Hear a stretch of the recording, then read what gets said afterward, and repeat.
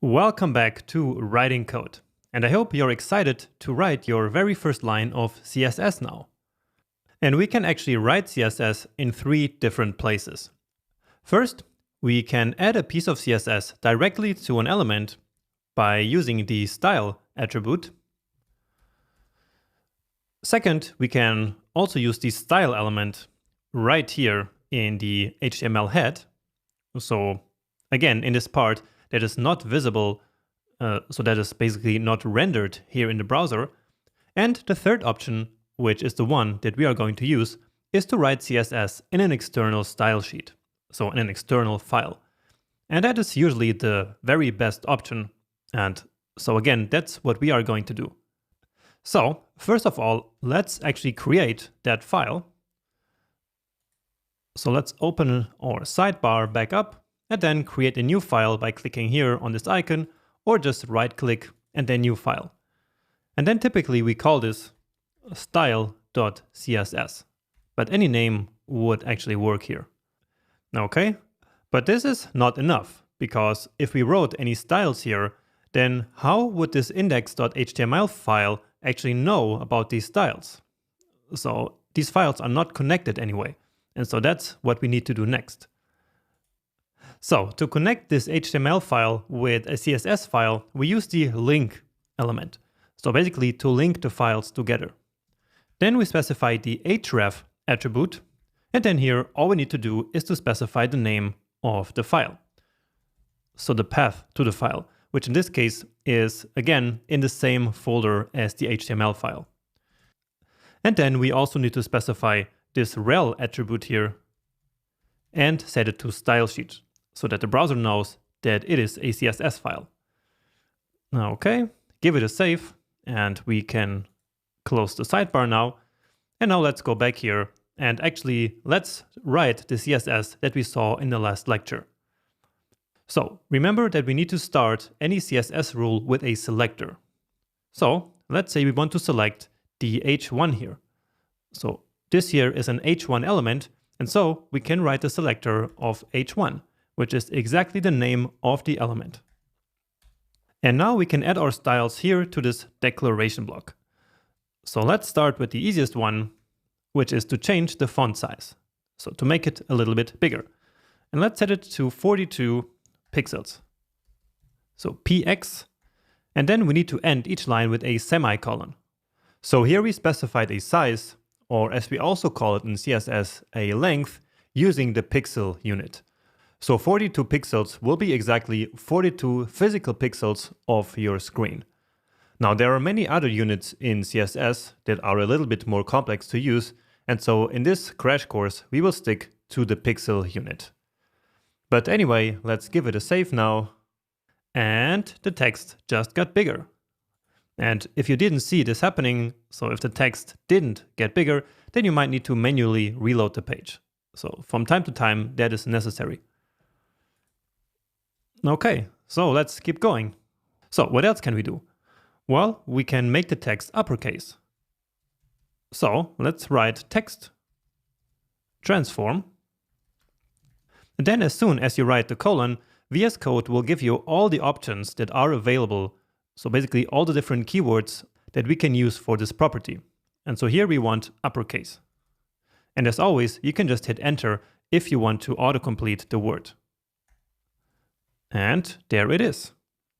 So you see that each of these properties here can take many different values. This one, for example, needs a length. So in this case, that is this value here specified in pixels. And so the size of the text will be 24, or actually 42 pixels. And pixels is a unit that I'm sure you've heard about. So basically that's the most common way of measuring like a display. So this size will now be 42 pixels of the display. Then here, in the case of text transform, we actually have this keyword. And another one that needs a keyword is text align. So here we can basically align the text to the left, to the right, to the center, for example. So now the text is nicely centered. Okay, and there are many, many more properties that we can use for text, and we will keep using them throughout the course. This is just like a very brief introduction into writing some CSS. So what else do we have on our page? So we have this h1, of course, and then we have this text here, so these paragraphs. So let's select the paragraphs, and remember that the element is called P. And so we can simply select P by writing P. Very simple. So let's again use a font size, let's say 20 pixels, save it, and the text just got a bit bigger. Another thing that we can do is to increase the line height, which is basically the space between different lines. And here we can say 1.4, which is basically 140% of the height of one of the lines. So that looks a little bit nicer. So that's another very common property. And another common one is the font family. So font family is basically the font that you choose. Now, when you choose a font, we usually can only choose the ones that are available on the user's computer. So for example, it's pretty likely that you have Arial or Arial, whatever it is called, installed on your computer. And so if we specify that font, then this is what the page will look like. However, that's usually not what we do. So usually we load some font from somewhere else, for example, Google Fonts, which is what we're going to do in the next lecture. So for now, we can use this sans serif keyword, which is a lot better than specifying one of these random fonts. Because if the user then uses a computer or some other device which doesn't have Arial installed, then they will not be able to see the page in the same way. Because, well, they simply don't have the font, right? And so sans serif is a good keyword in case we don't want to load any external fonts, but as I said, we will just do that in the next lecture. Okay, but moving on, let's also style this text right here. So this lecture here, this introduction to CSS, is all about styling just simple text. So very simple stuff. And remember that these categories, so these here, they are a span element, right? And we actually place them inside the separate element so that we could style them separately. And so let's do that now, or at least start to do that. So we can select all of these, and then let's also make them uppercase. So text, transform, and then uppercase.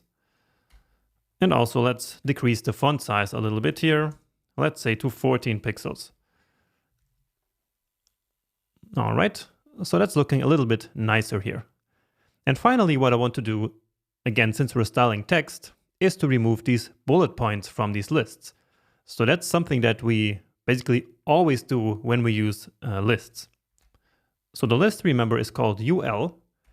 And so we just say list style and set it to none. And so the bullet points are gone. Okay, and that's all I wanted to show you in this very first introduction to CSS. So let's take a quick break, and I see you in a minute.